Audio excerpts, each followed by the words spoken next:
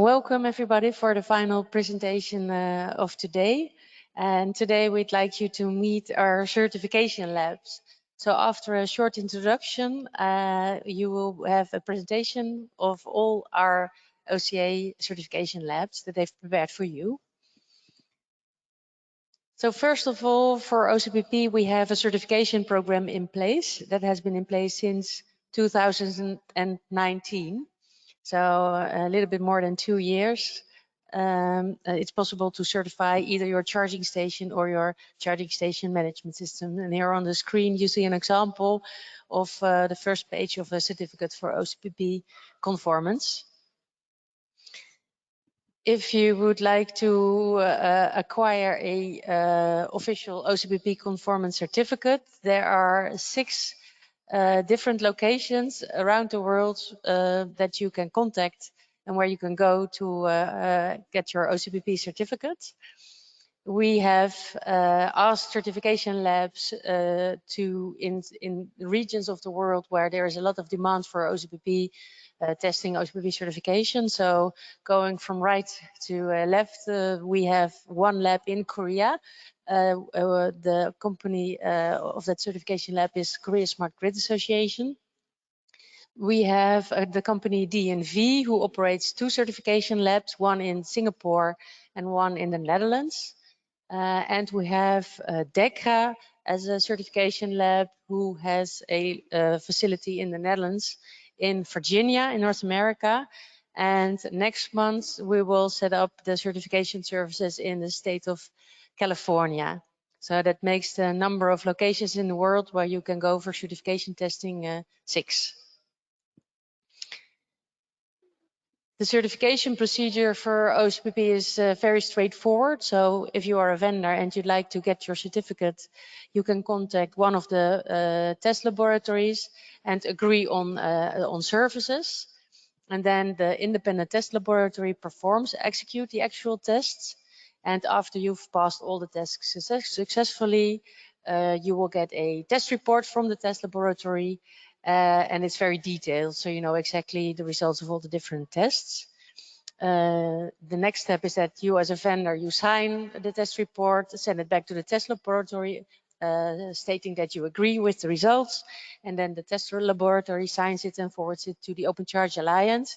And as a final step, the Open Charge Alliance issues the conformance certificate and also posts this on the OCA website. So whenever someone asks, are you certified, you can also point to the OCA website, and it states explicitly what company has acquired or achieved what certificate. At the moment for OCPP 1.6, there are 3 types of certificates. Either you are fully certified, which means that you have implemented all the mandatory parts of the OCPP specification, but it's also possible to get a subset certificate, which means that you have implemented parts, and the certificate in detail explains which parts are part of this subset certificate. And since OCPP 1.6 also has had an extension for security, there is a separate security certificate that you can get.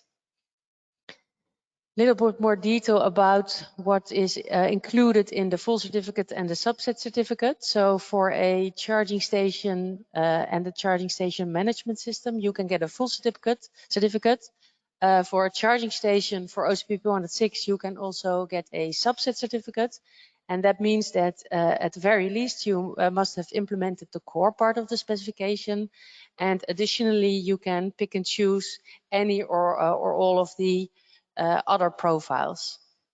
So again, if someone has a subset certificate, please, if you want to purchase that product, please look into detail on the certificate, which parts you are getting conform OCPP.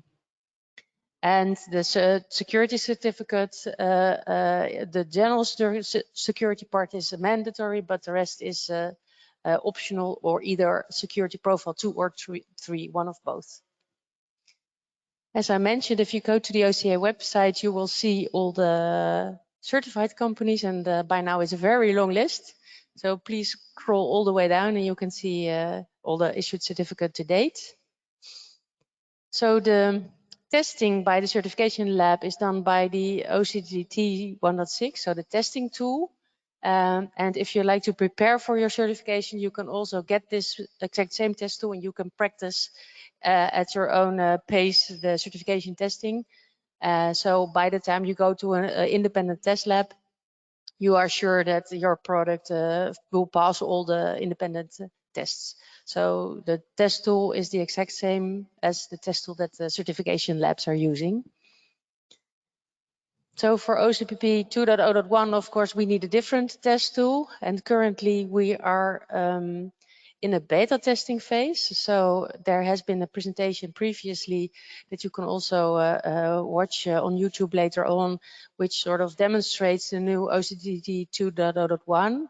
And this is also the same tool that will be used by the certification labs in the future for the OCPP 2.0.1 certification testing.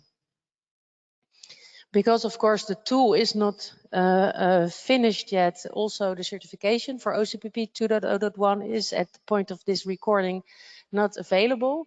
We will open this year in 2022. And those certification tests will be offered by the exact same certification labs as 1.6. So if you're already familiar with them, they are the same labs and also according to the same procedure. So there is no difference in procedure for certifying 1.6 or 2.1. And the main difference is the test tool. So the test tool for certification for 2.1 is different than the certification tool for 1.6. As I mentioned, the certification program opened in 2019, and you can see on the website that year we issued 5 certificates, so that was a start. The year after, only 3 certificates were issued, but since last year, the number of certificates has been increasing. So in 2021, the total number of certificates issued was 31. And this year to date, and the time of this recording is now June, we have issued 121 certificates. So the certification speed is picking up pace. There are to date 83 certified charging station management systems and 60 certified charging stations. And we also have recently added specific mode 2 only charging stations. And so to date, we've issued 9 certificates for that as well. So that's also a new option for parties who are implementing OCPP to certify a charging station that only has the mode 1, 2 functionalities.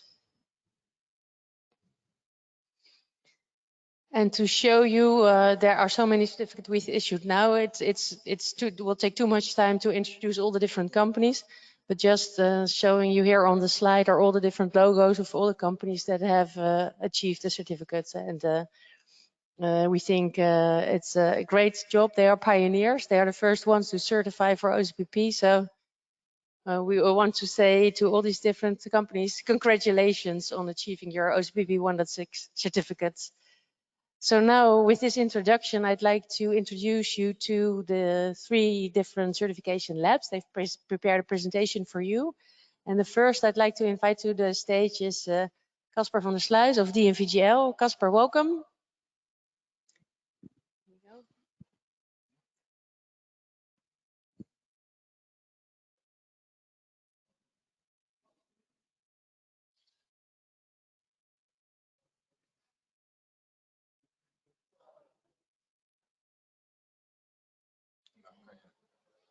Full screen of zo. Oh nee, oké. Goed is. Ja, oké. Dankjewel. En dan.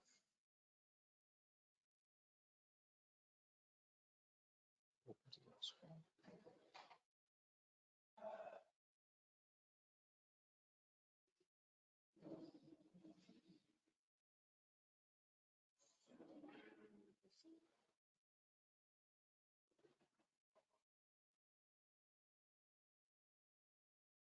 Oh, dat is volledig scherm.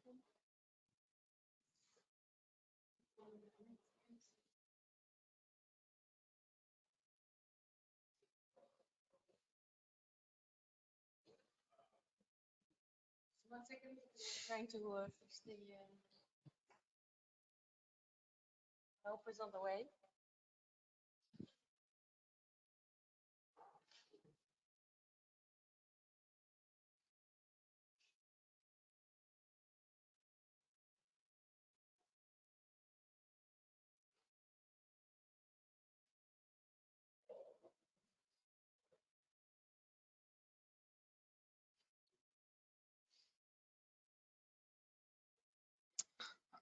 Okay, thank you.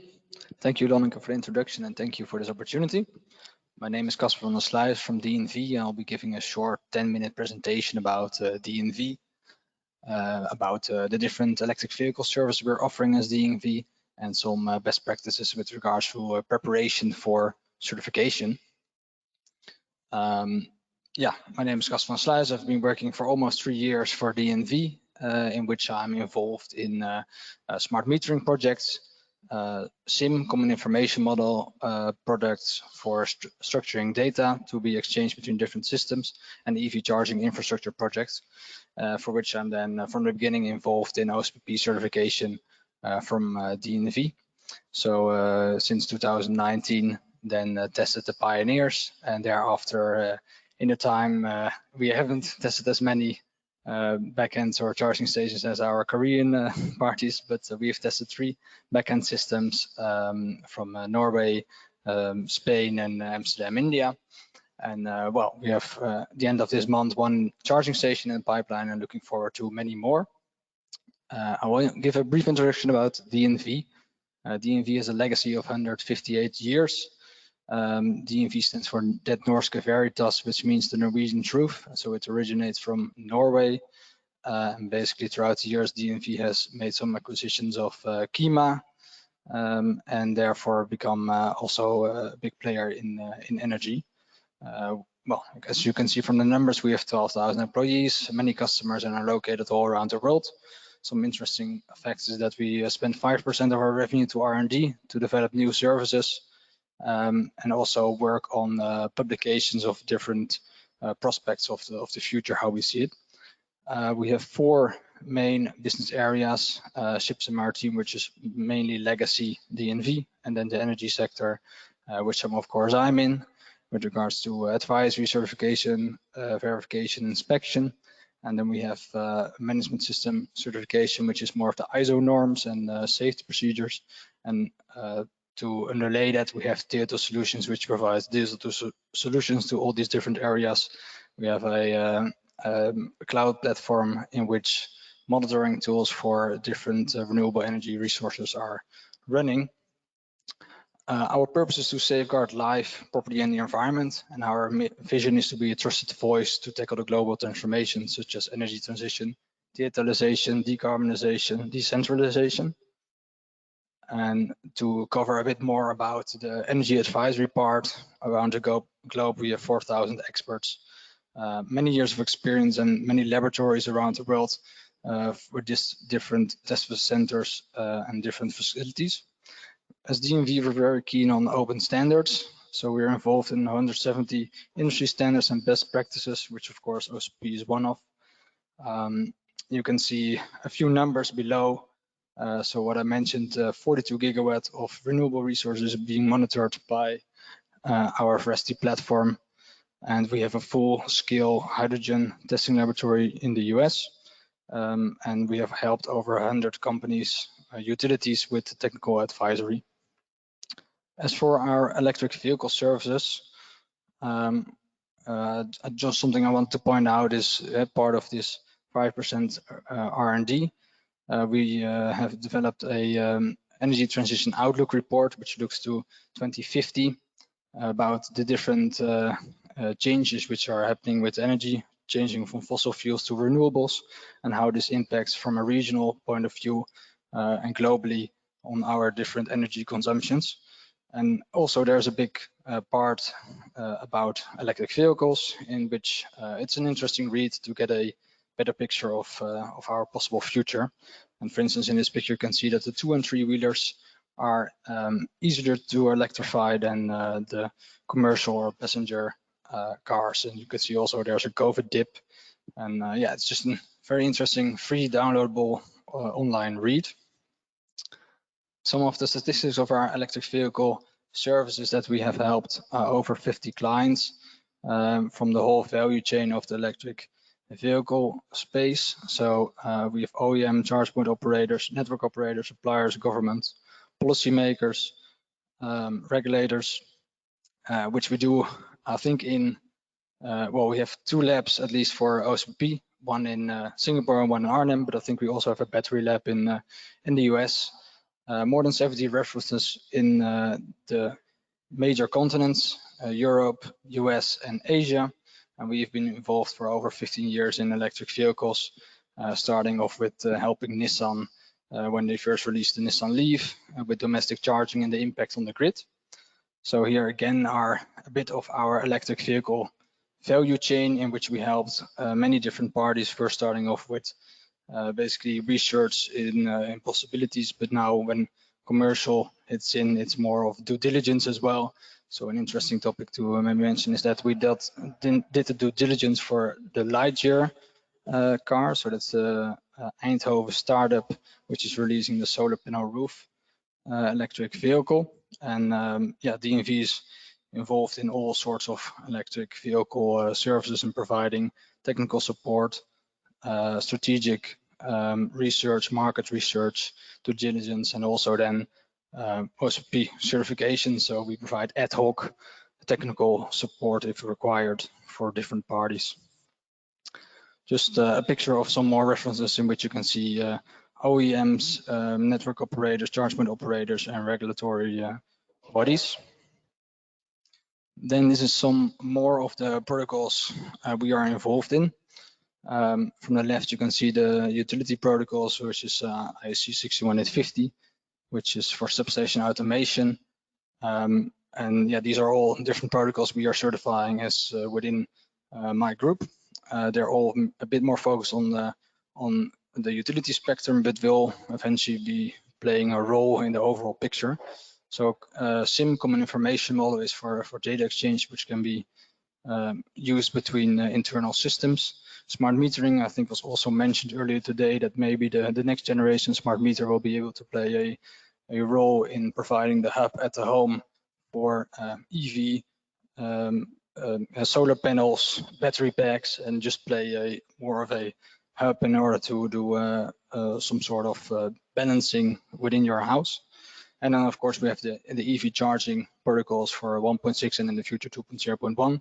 We provide testing, tooling, and training for all these different things. And of course, for OCPP, we'll be using the Open Charge Alliance test tool, which has been presented earlier today. And as we're so keen on open standards, I just want to point out the benefits of open standard, and why we're all here. And that's basically interoperability, testing, and vendor neutrality. So the benefit of open standard for a purchasing party is that they do not get the vendor lock-in. So major parties are usually going for a proprietary protocol in the beginning of some industry, and basically this open standard allows that the purchaser of this solution does not get vendor locked in, because all the different parties are able to provide a similar solution with the same communication protocol, and this yields interoperability between different vendors, different solutions, and different systems, and therefore this provides scalability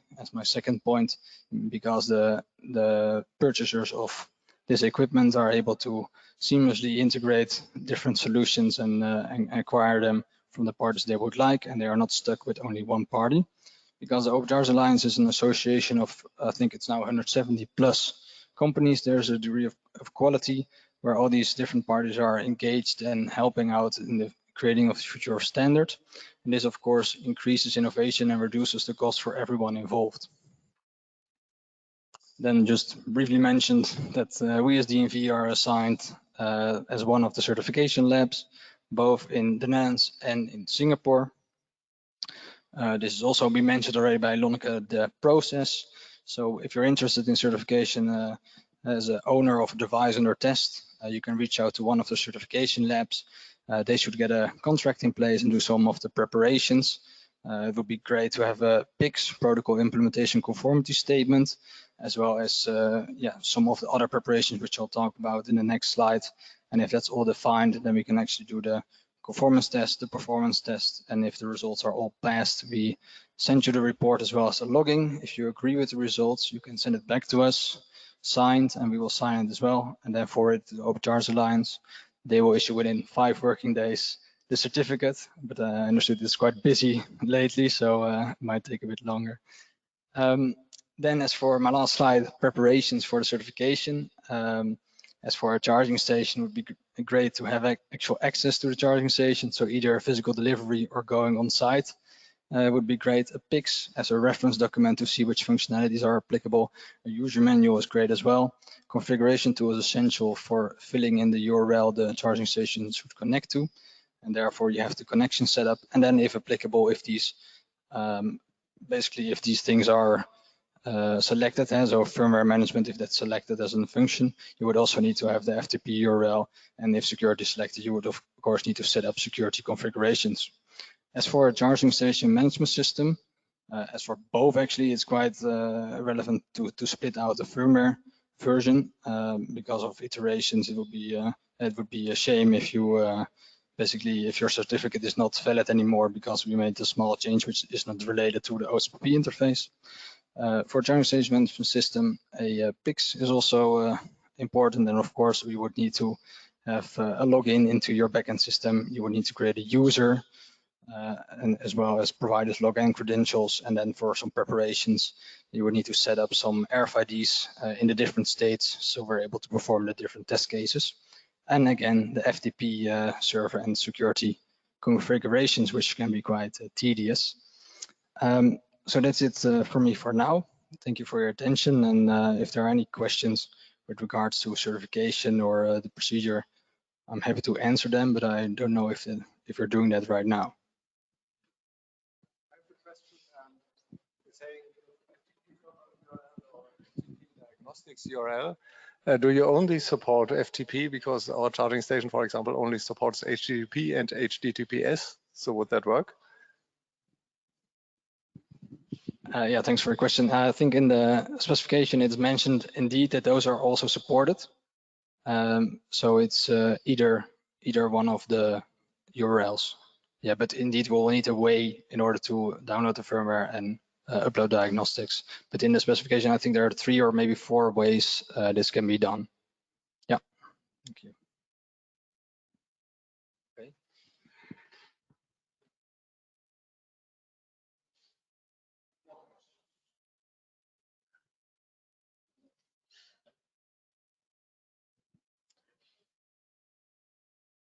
Now I would like to give the floor to Beat from Dekra.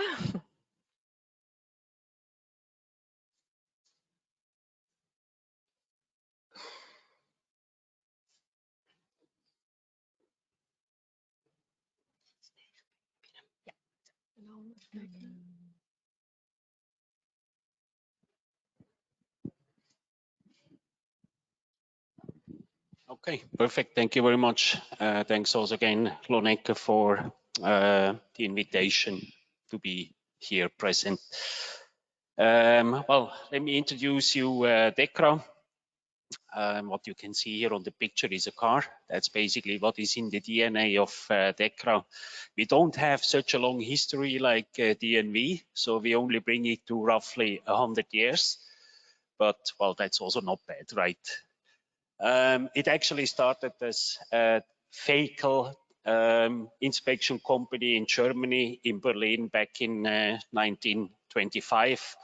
But as it is over the years, of course, these kind of organizations like the Dekra, they start to become active also in other areas.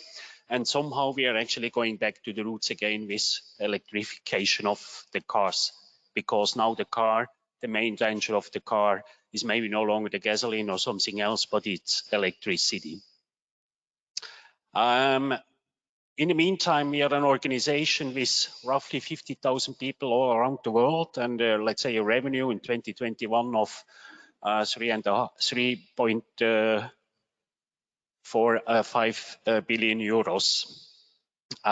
You can see there is a dip, of course, and that was during the COVID years where it all dropped down.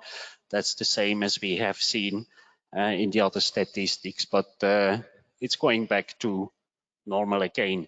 We are active in over 60 countries in the meantime. And we do have a vision, and that vision basically is about safety. Oops, that went too fast.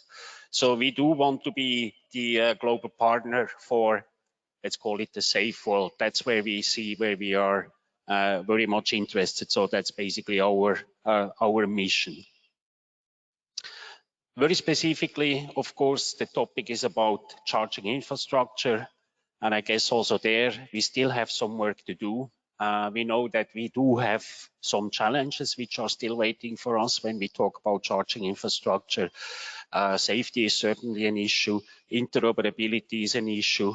Cybersecurity is an issue. So there are still many issues which we have to be solving. Because the ultimate goal, of course, is to have happy customers. That means customers who go to our charging station, plug in and go for a coffee without that they have to do anything. So that's basically our aim, and that's also where we are working towards. So to repeat that, I guess this is basically what we are doing. Main services around charging station infrastructure, which includes the checking, inspection, certification of the safety aspects, the EMC aspects, the cybersecurity aspects, interoperability. Of course, what is coming up now with bidirectional charging is also so-called grid compliance, and certainly the list is gonna be longer over the years, but this is basically our main focus.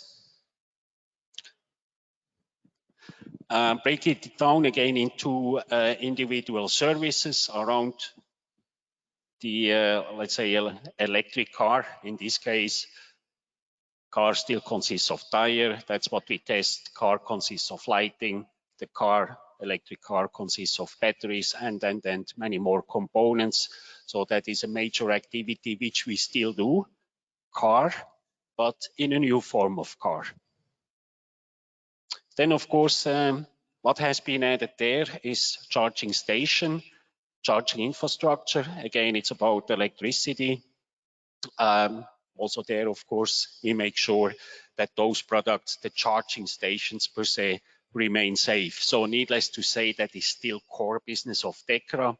And now looking back again, and sometimes we have some commonalities, the activities which we do within product testing and certification, as we call, actually originate also from KEMA. So Dekra bought KEMA Quality, as it was called, 10 years ago, somewhere around there, maybe a bit more, have been taken up by Dekra, and now in the meantime, of course, it's called Dekra. So we have a kind of like a joint history. Yeah?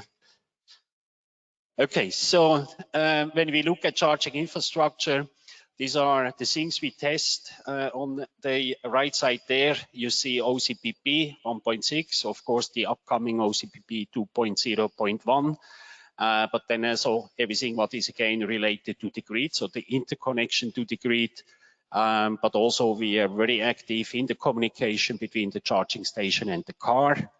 All the ISO standards are included there, but also the safety aspects, the EMC aspects, and of course, upcoming the cybersecurity aspects. At the same time, we are also testing everything what you actually need to do, for example, the communication and the power transfer, the connectors, the cables, and then, of course, also on the car side, the entire electronics, so the onboard chargers, the electronic control units, and so on. Good. Maybe a few words about this one here. This is just an additional information. Unfortunately, charging infrastructure is not harmonized throughout the world, while communication has a certain level of harmonization, but everything else is still completely different. And you usually see major differences between the United States and let's call it the rest of the world. So here on the left side, we have the rest of the world applicable standards, mainly based on IEC standards, addresses on one hand the safety, but also communication. And on the right side, we see the same standards which are typically being used in North America. But as said again, what is our core objective? That's just to make sure that the customer has a seamless charging experience, regardless with what kind of car he is charging at what kind of charging station. And I think that's essentially also the objective of the entire industry. Now that at the end also only works if we consistently do testing and testing and testing, interoperability testing, conformance testing.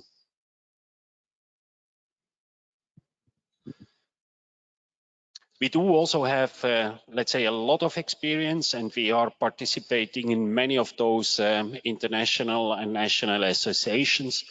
So we are, let's say, test lab for EV Ready. EV Ready is a standard which is mainly used in Europe. It originates from Renault.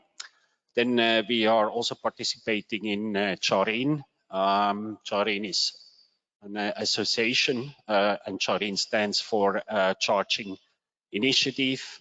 And of course, we are active in IEC, SAE, standardization, and we are also an active certification body within and a testing lab within the IECE EE certification scheme, which is a global certification scheme, and also the Open Charge Alliances, as Lonek already mentioned.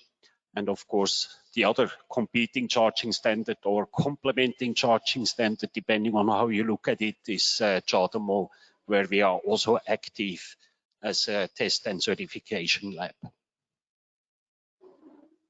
Good, Lonek mentioned it already in her introduction. There is going to be an additional lab, the third lab, Dekra will be opening. That is going to be located in California. And that is basically a part of the so-called vehicle grid integration, grid innovation lab.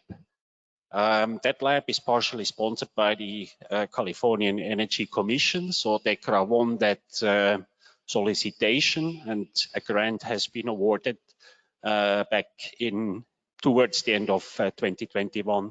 We do expect that lab to open very soon. So in July, we are expecting to be audited by OCA for OCPP 1.6 and OCPP 2.0.1. So we also expect, if everything goes well, that we are then able to offer those services in August this year.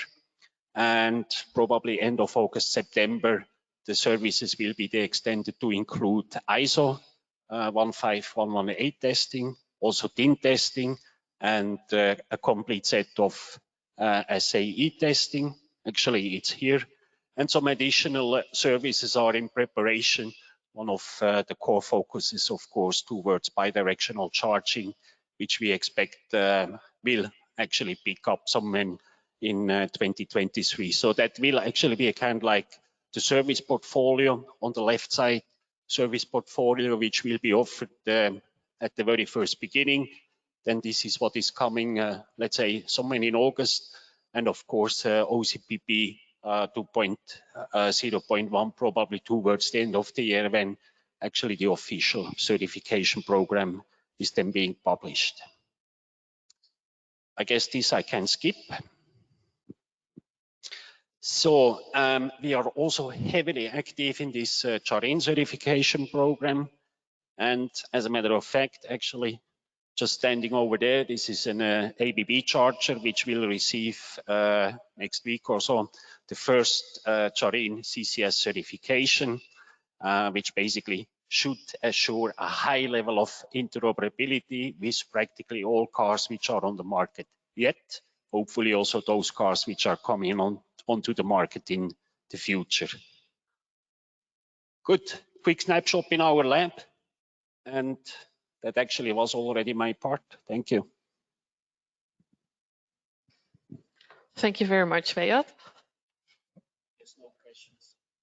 Are there any questions for Beat? No. Okay, thank you.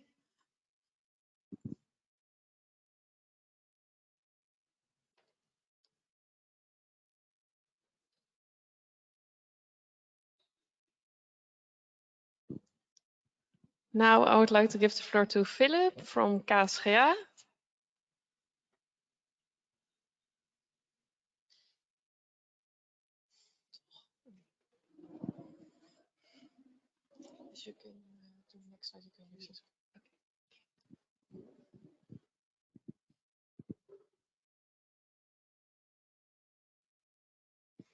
Hello, my name is Philip Yang from the Korea Smart Grid Associations, and thank you for your inviting for the OCA and new facility, and that is a good way to the OCA progress. Yeah, and furthermore, before the inviting other the certification facilities are is experted in the testing on that, but our my work is the representative on the organizing of the private sector for the smart grid promoting on that. So that's why the little bit difference with other facilities. So we are working on the smart grid standard and smart grid promoting on that. So that's why we are also joining on the promote on the EV side to supply on the smart grid. So we are opening on to 2009 to based on our government law, smart grid ranking law, based on that, founded on that. So, and after that, 2019, after that, to starting on the OCPP certification, we are joining on the testing on that. And this year, we are end of this month, we are over the 80 testing on that, and go back to in Korea, we will be more than 20 waiting for that. So that's why I think that more this year, after this year, over the 100 testing. And thank you for great help for the OCA, because the OCA will very expected supporting on that. So that's why the little bit short time we will to issue for the certification. In Korea, is the rapidly growth because in Korea government, Ministry of Environment, they will give some subsidy for this charging station. So that's why the OCPP 1.6 is the rapidly growth in Korea. So, and also the other company, like I said, on the screen, they also operate on based on the OCPP 1.6. So that's why the main competitors and main CSOs are using on the OCPP standard in this year. So that is the rapidly growth in Korea. And next slide is the present of my colleague Joe, and this frequently problem on the testing on that. Yeah. Okay, thank you, Philip. And I want to talk more about OCPP 1.6. And the reason I choose this topic is because to help other testing labs or vendors who want to develop their own OCPP 1.6. And first case is test 34, which is about change availability, and many vendors miss what would happen to the state of each connector ID when their availability changes, which is inoperative and operative. And also the status must be maintained still, but when the charging stations is rebooted, because the power failure occurs, we could find their status goes back to inoperative. So if you're aware of this, then it'll be easier to figure out or testing. So, and please do not forget connector ID 0. Some vendors do not care about connect ID 0, so they yeah, just fix all things when they come and get tested. And next test case is test case TC19. Of course, obviously, our required configuration should be included. So please check OCPP 1.6 document and edition and schemas. So, and of course, other optional configurations can be added and included. So, and next one is TC. This one is about local start and stop transaction, and vendors will decide whether local stop transaction should be performed in their charging station or not. So if yes, if their charging stations are supported, then please follow proper procedures and messages during starting and stopping charging session and check our messages. And last one for charging station, which is testing about connection timeouts. So what would happen when connection timeouts is reached, but the charging station does not send status preparing, and so the charging station should send back to connector status to available, but some charging stations fail to set their connector status to preparing, so they will fail this test case. So yeah, so please be aware of it. And last thing to say, obviously, to be honest, I have not more things to say about CSMS. So build up and operation for CSMS is much easier than charging stations. So that means only minor errors happen. And so just like I said, our schemas are offered to everyone, and you can find them online. So please make sure our responses and requests sent by CSMS shall exactly follow those of edition and schemas. And thank you, everyone.